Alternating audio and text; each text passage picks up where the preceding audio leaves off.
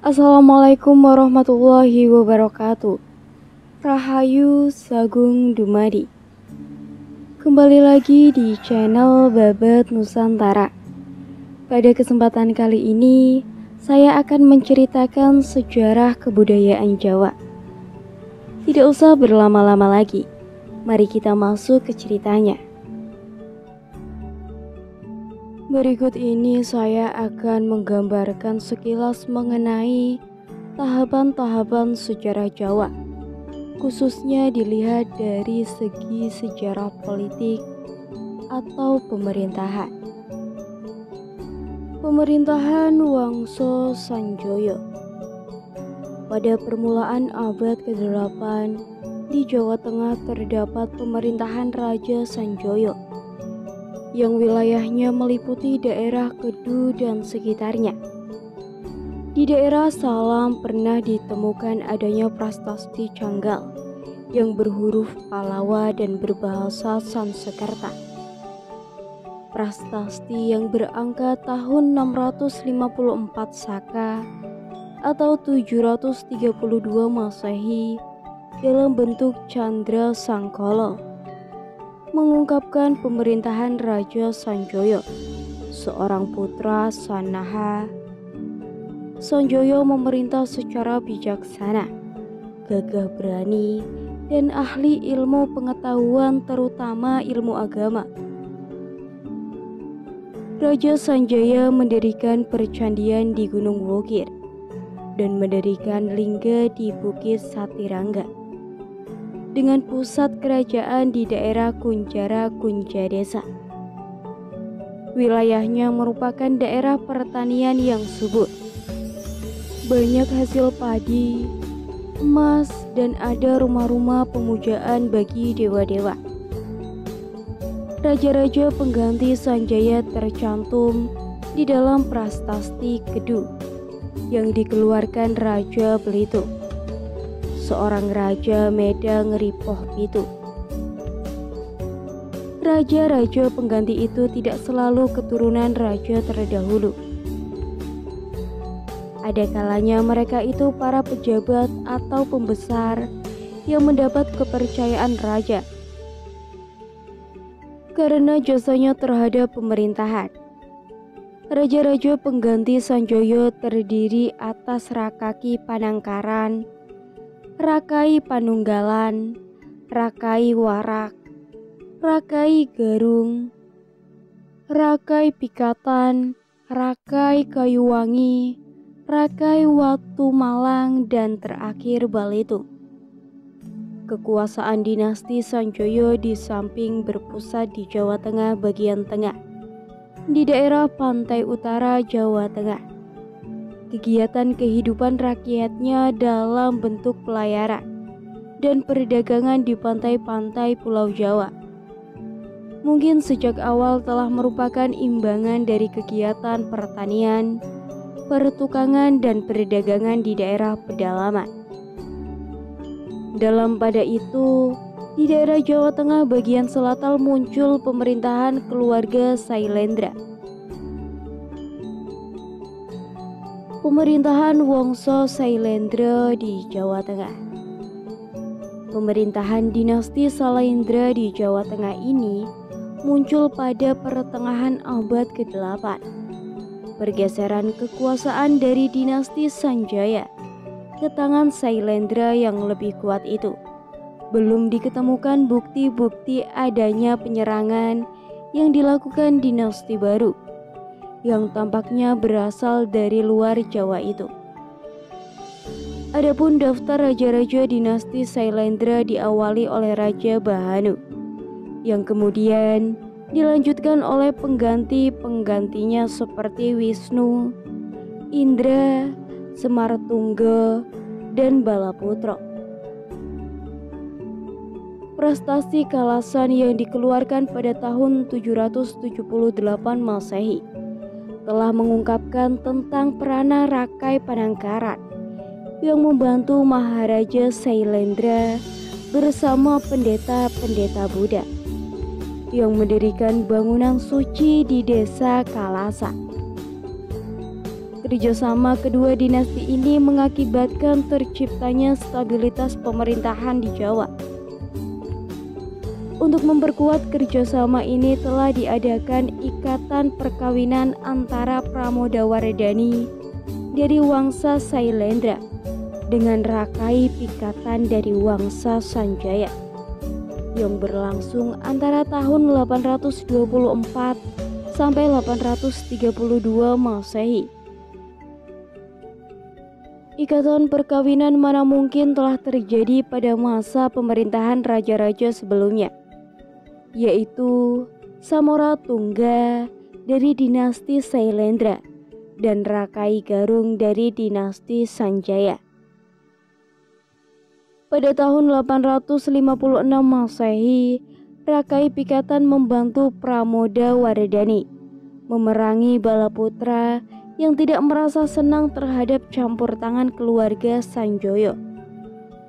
Kedudukan dinasti Sanjaya makin kuat untuk dapat memegang kendali pemerintahan. Balaputra akhirnya terusir ke Walingan dengan pertahanan terakhirnya dipusatkan di Bukit Ratu Baka. Dari situ keluarga Balaputra menyingkir ke kerajaan Sriwijaya di Sumatera, dan ia kemudian diangkat menjadi raja di sana. Pemerintahan keluarga Sailendra hanya berlangsung selama 100 tahun, yaitu antara tahun 750 sampai 850.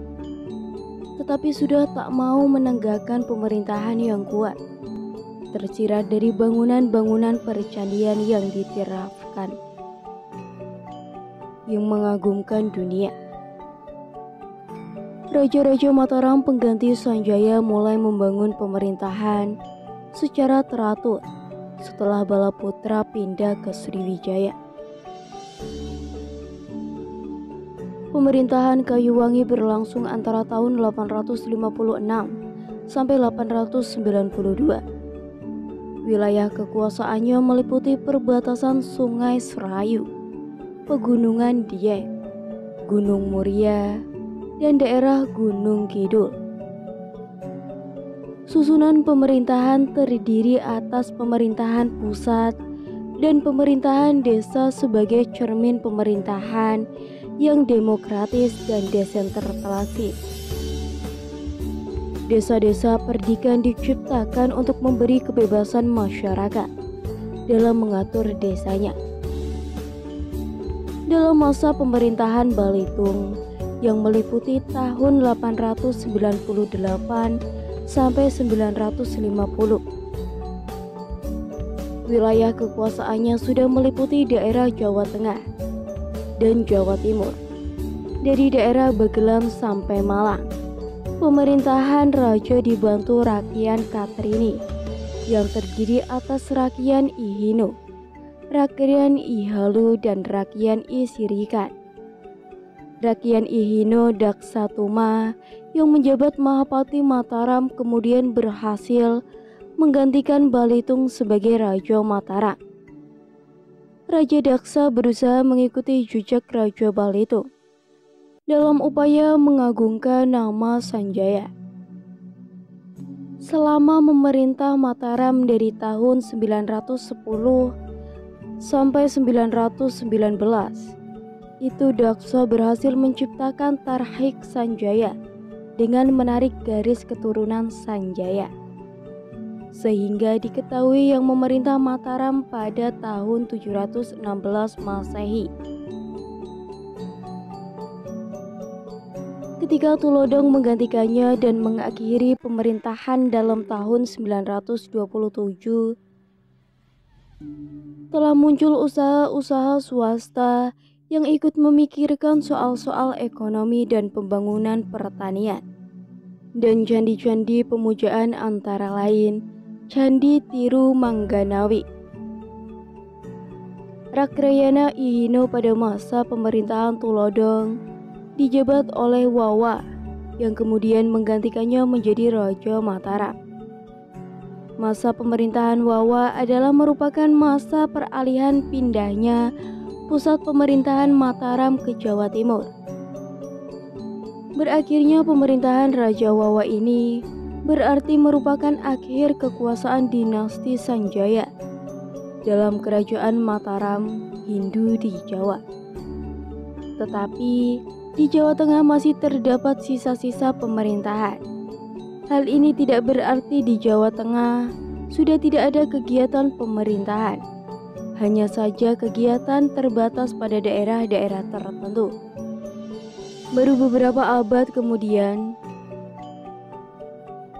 mulai muncul kekuasaan baru setelah sarutnya Majapahit sebagai kerajaan besar di Jawa Timur.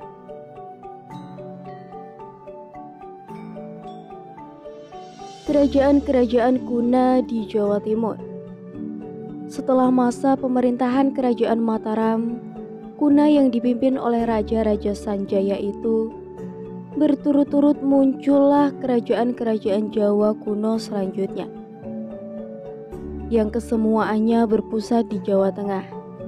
Kerajaan-kerajaan tersebut adalah kahuripan yang dikenal dengan rajanya Airlangga.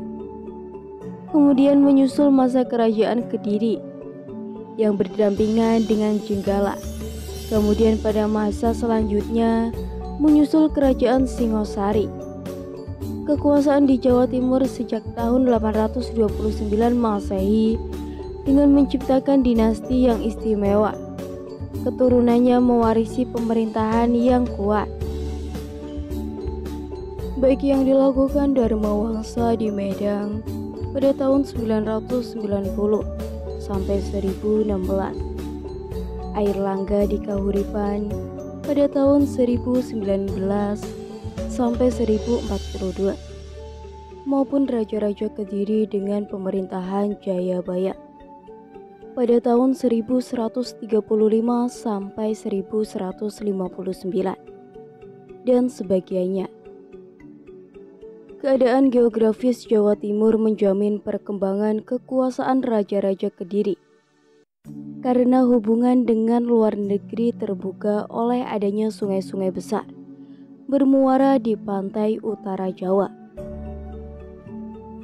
Kebesaran Kediri dalam berbagai bidang, terutama dalam hal stabilitas politik pemerintahan, telah dirintis sejak Raja Airlangga. Masyarakat Kediri yang teratur dan makmur itu munculkan Candi Kaiwan atau Cendakaiwan religius.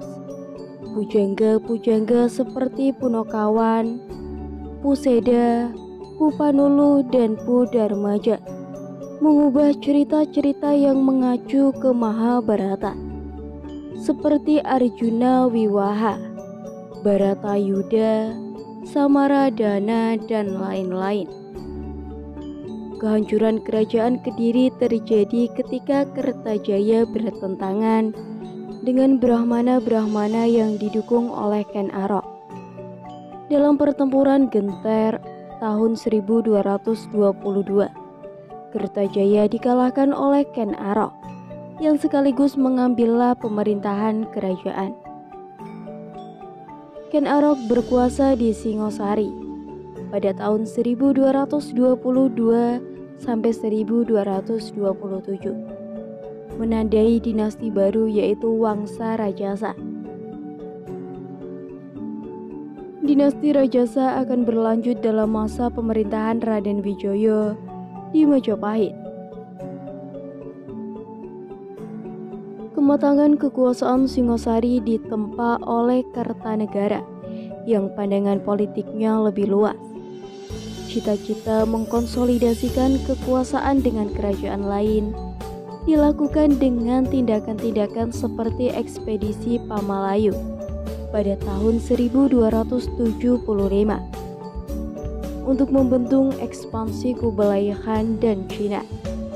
Kertanegara yang memerintah sejak tahun 1268 tahun 1254 sebagai Yuwaraja atau Raja Muda dikhianati oleh Jayakatwa, Raja Muda Kediri. Kerajaan Singosari dihancurkan pada tahun 1291 dengan korban diri raja dan keluarganya. Raden Wijaya yang berhasil menyusun kekuatan Singosari kembali akhirnya mengalahkan Jayagatwa. Pemerintahan dipindahkan ke Majapahit mulai tahun 1293 sampai saat-saat keruntuhan Majapahit. Puncak kejayaan Majapahit tercapai pada waktu Hayam Wuruk berkuasa, didampingi Mahapati Gajah Mada. Hayam Wuruk naik tahta pada tahun 1350, menggantikan Raja Patni. Hampir seluruh Nusantara dipersatukan, termasuk negara-negara tetangga pun menghormati kekuasaan Majapahit. Kebesaran itu surut setelah Gajah Mada wafat pada tahun 1364. Perang saudara yang dikenal sebagai Perang Paregreg pada tahun 1401 sampai 1406 terjadi setelah Hayam Wuruk wafat pada tahun 1389. Penguasa-penguasa daerah pesisir melepaskan diri dari pusat kerajaan. Dan pada tahun 1478 tidak ada lagi kekuatan yang kuat di Majapahit. Kerajaan Demak. Kerajaan Demak merupakan kerajaan Islam pertama di Jawa yang terletak di pesisir utara Jawa Tengah.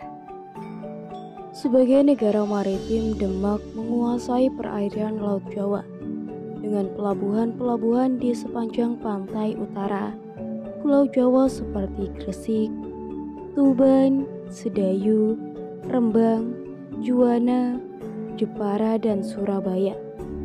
Pendiri kerajaan Demak adalah Raden Patah, yang menurut kitab-kitab Babad disebut sebagai seorang keturunan Brawijaya kelima. Raja Majapahit terakhir dengan Putri Campak. Kerajaan Demak semula termasuk wilayah Majapahit. Dalam kitab-kitab Babad daerah itu disebut sebagai Kadipaten Bintoro untuk memperkokoh kekuasaannya di Demak. Raden Patah mengambil pusaka-pusaka Majapahit yang berupa tombak, pedang, dan bende atau canang. Dalam pemerintahannya, ia didampingi suatu dewan para wali yang merupakan suatu dewan penasehat raja, baik untuk masalah-masalah politik maupun keagamaan. Kebesaran kerajaan Demak di bawah kekuasaan Raden Patah tidak terlepas dari peranan para wali dan menyebarkan agama Islam. Peranan Sunan Giri tidak kalah pentingnya dari wali-wali yang lain, karena beliau seorang wali yang berpengaruh di Ternate dan tanah Hindu di Maluku. Di bidang pertahanan, militer Demak dipertanggungjawabkan kepada Pangeran Sabranglor atau Adipati Unus, salah seorang putranya. Beliau diangkat oleh Raden Patah menjadi Adipati Jepara. Adipati Unus bercita-cita menjadikan kerajaan Demak sebagai kerajaan yang terbesar kekuasaannya. Jepara dijadikan penangkapan militer dan Adipati Unus selaku pemimpin armada Demak pernah memimpin penyerangan ke Melaka pada tahun 1512 yang dikuasai oleh Portugis. Sebagai kerajaan Islam, ternyata Demak berhasil menanamkan pengaruh atas Banten, Tanah Pasudan, dan Cirebon. Sultan Trenggana, raja terakhir kerajaan Demak, tetap melanjutkan politik pemerintahan Raden Patah dan Adipati Sabranglor. Di samping menolak kehadiran Portugis di beberapa kota pelabuhan di Jawa, maka dalam mengembangkan Islam beliau dibantu para wali dan tidak segan-segan menggunakan kekuatan senjata untuk menghancurkan kerajaan-kerajaan Hindu Sunda. Kelapa, Blambangan yang bekerja sama dengan Portugis. Sepeninggalan Sultan Trenggana dalam tahun 1546, kerajaan Demak mundur dan pemerintahan pindah ke Pajang di bawah pemerintahan Sultan Hadiwijoyo. Perjuangan Hadiwijoyo yang dikenal juga dengan nama Joko Tingkir. Dalam merendam perang saudara di Demak, berhasil pula mewujudkan kemenangan daerah pedalaman yang agraris. Kepindahan pusat pemerintahan dari daerah pantai ke pedalaman. Dalam hal ini, Panjang mengakibatkan kota-kota pantai yang dulu dikuasai Demak mulai membebaskan diri. Pukulan armada Demak yang pernah dilancarkan terhadap Portugis ternyata menjadikan orang-orang Portugis segan mendekati pantai utara Jawa. Karena itu, kebebasan kota-kota pantai yang merupakan kota dagang Islam itu mampu menciptakan jati dirinya, pusat-pusat masyarakat Islam yang dinamis. Kerajaan Mataram Islam. Keberadaan Kerajaan Mataram Islam tidak terlepas dari peran Ki Ageng Pemanahan dalam mengatasi perang saudara yang terjadi di Demak. Ki Ageng Pemanahan bersama Hadiwijoyo dan Ki Penjawi berhasil menumpas Arya Penangasan yang berusaha merebut kekuasaan Demak dalam perang saudara. Ki Panjawi mendapatkan daerah Pati dan sekitarnya, sedangkan Ki Ageng Pemanahan menerima tanah Mataram yang berpusat di Kota Gede. Sepeninggalan Ki Ageng Pemanahan pada tahun 1975, Mataram diperintah Sutawijoyo yang menjadi anak angkat Raja Pajang. Kelemahan pemerintahan Panjang memberi pelukan baginya untuk merebut pemerintahan Hadiwijoyo. Baru dalam tahun 1586, Kerajaan Mataram benar-benar memperkuat kedudukan yang wilayahnya meliputi Mataram, Kedu, dan Banyumas. Setelah menjadi Raja Sutawijoyo, kemudian bergelar Panembahan Senopati ing Alogo Sayidino Panotagomo. Senopati berhasil mempersatukan daerah-daerah di Jawa Tengah dan Jawa Timur. Sedangkan pada tahun 1595, Mataram mendudukan Cirebon.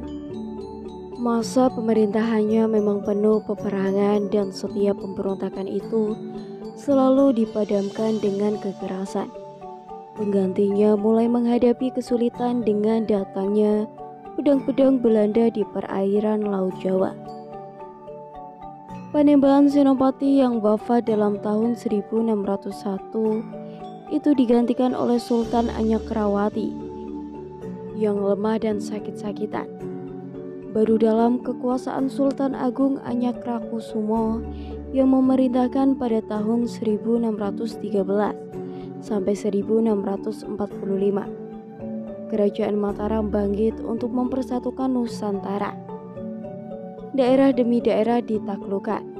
Dapat disebutkan antara lain daerah beserta tahun-tahun penakluknya sebagai berikut: Wirosobo dan Lasem pada tahun 1615, Pasuruan tahun 1616, Gresik tahun 1618, dan 1622. Tuban pada tahun 1619, Surabaya dan Sukadana antara sang dalam tahun 1635 dan tahun 1639. Tetapi tidak berhasil dikuasai.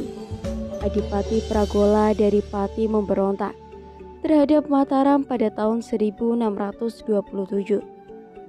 Tetapi dalam tahun itu juga dapat dipadamkan oleh pasukan Tumanggung Wiraguna. Pemerintah kemudian ditata sedemikian rupa atas wilayah Kutagara, Nagara Agung, wilayah mancanegara, tugas-tugas pelaksanaan pemerintahan yang mudah dikendalikan.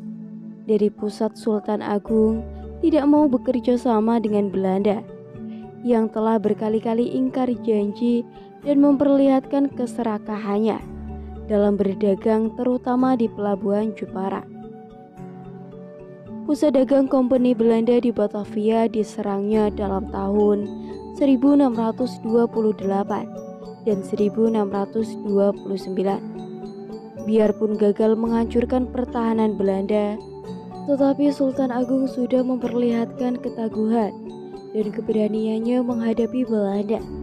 Pasukan penyerangan dikerahkan dari kota-kota pesisir, daerah mancanegara termasuk Sumedang dan Kadipaten Ukur di Jawa Barat.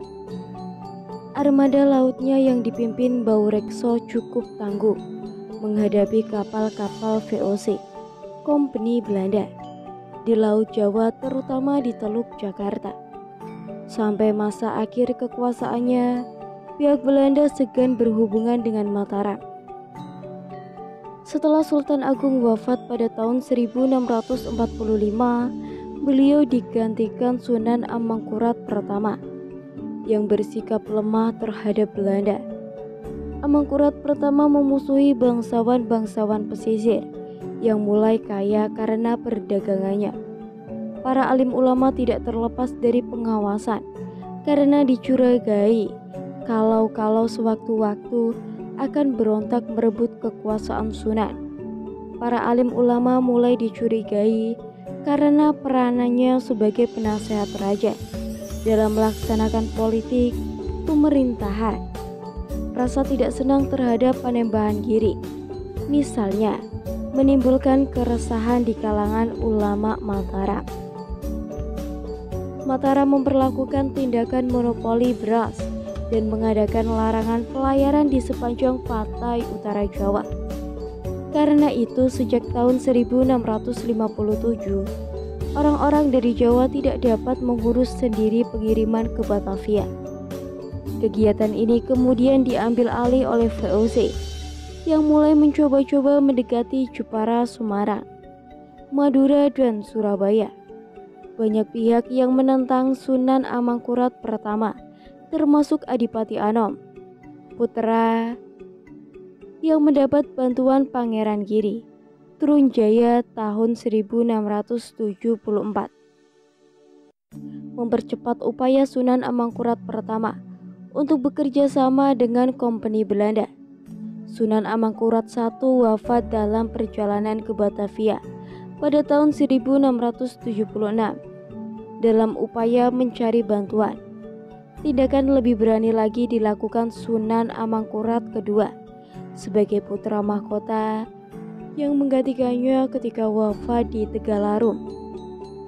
Di suatu pihak, Amangkurat II dengan bantuan Belanda berusaha menghancurkan pemberontakan Tarunajaya yang semata-mata untuk memperbesar hampir seluruh pelabuhan pesisir utara Jawa digadaikan kepada Kompeni, seperti perjanjian yang dibuat di Jepara antara Sunan dan Kronolis Spelma pada tahun 1678.